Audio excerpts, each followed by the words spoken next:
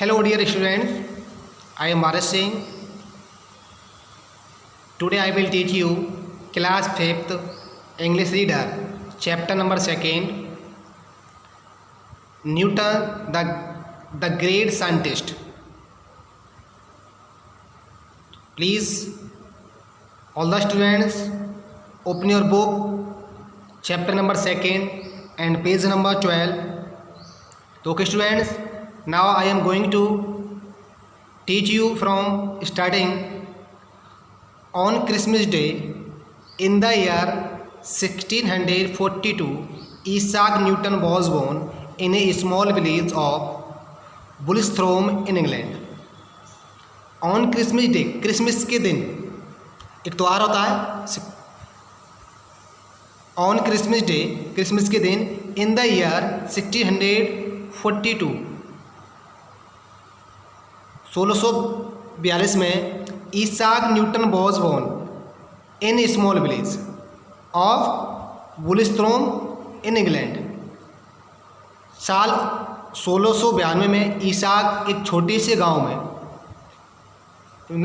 बुलस्ट्रोम, England के बुलस्ट्रोम के एक छोटे से गांव में 1642 ईस्वी में न्यूटन का जन्म हुआ था.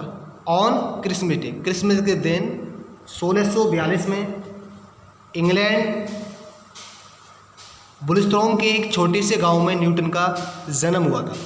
तो स्टूडेंट्स, ये स्टोरी हमारे न्यूटन के बारे में है. Who was the great scientist.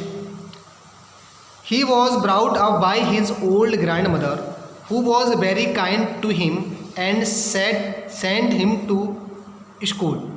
He was brought up, उसका पालन पोषण किया गया था by his old grandmother, उसकी बूढ़ी दादी के द्वारा.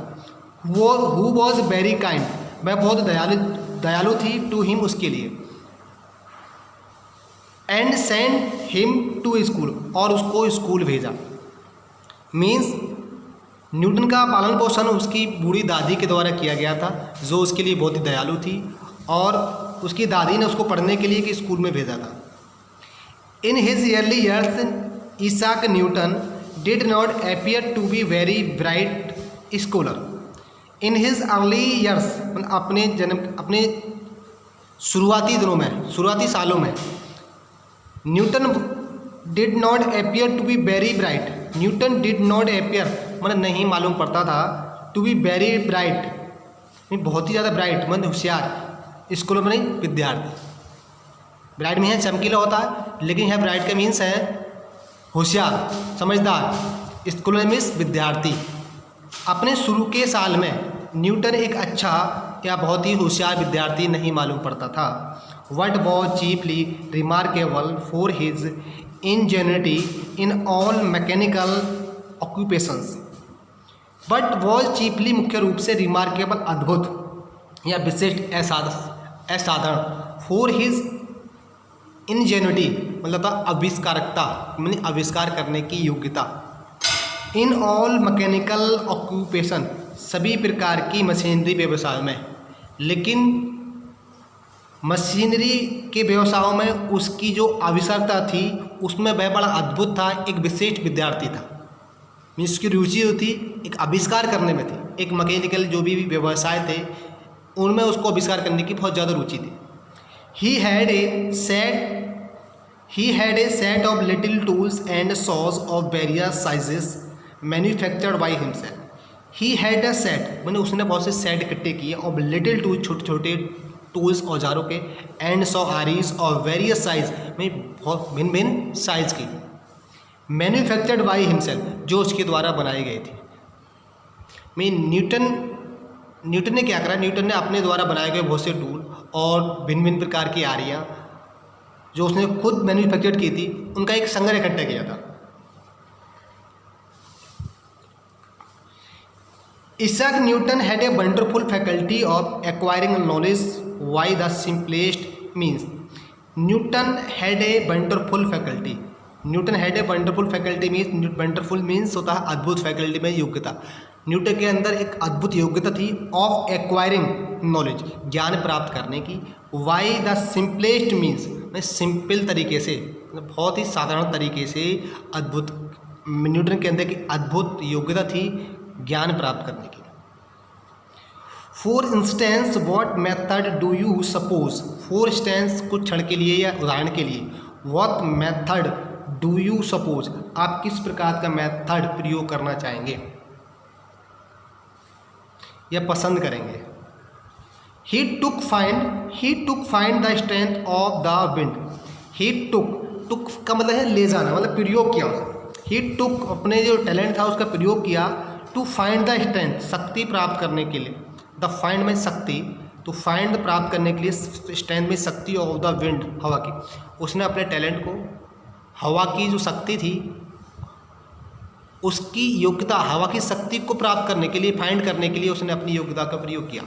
मतलब जो भी टूल्स बनाए थे उसने, जो भी उसके टैलेंट था, उस टैलेंट से उसने हवा की शक्ति को प्राप्त करनी, हवा की शक्ति क्या, हवा की क्षमता कितनी है, उसको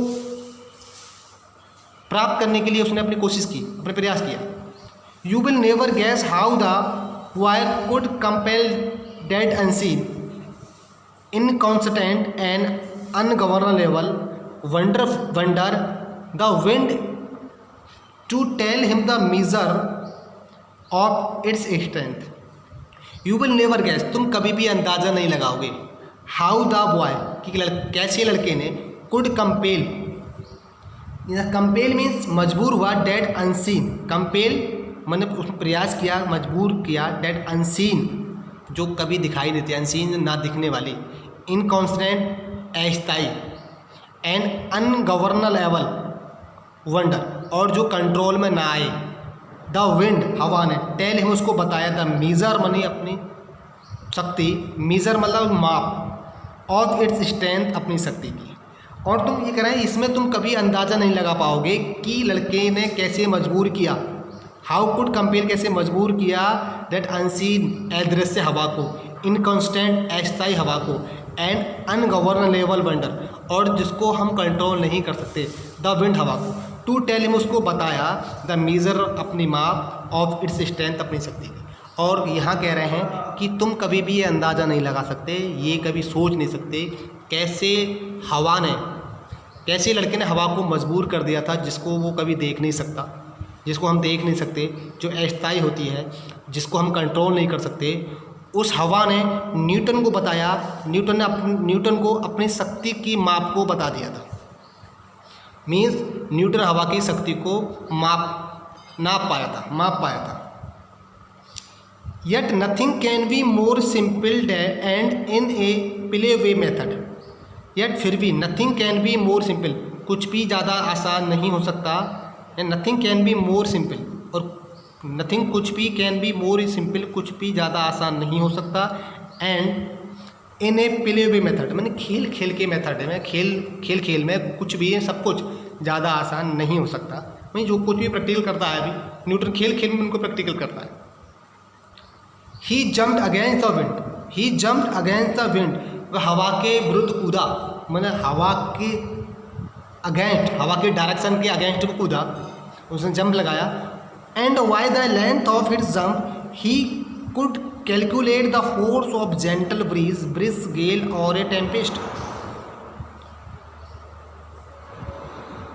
and by the length of its jump, अपनी कूद की लंबाई के द्वारा, अपनी जो उसने जंप लगाई थी, जितनी लंबाई की उसने जंप लगाई थी उसके द्वारा, ही कुड कैलकुलेट, उसने गणना की, कैलकुलेट किया था फोर्स में शक्ति को, ऑफ जेंटल ब्रीज मतलब धीमे चलने वाली हवा, एंड ब्रिस्क गेल और तेज चलने वाली आंधी या तूफान, और टेम्पेस्ट मीन्स भी तूफान होता है।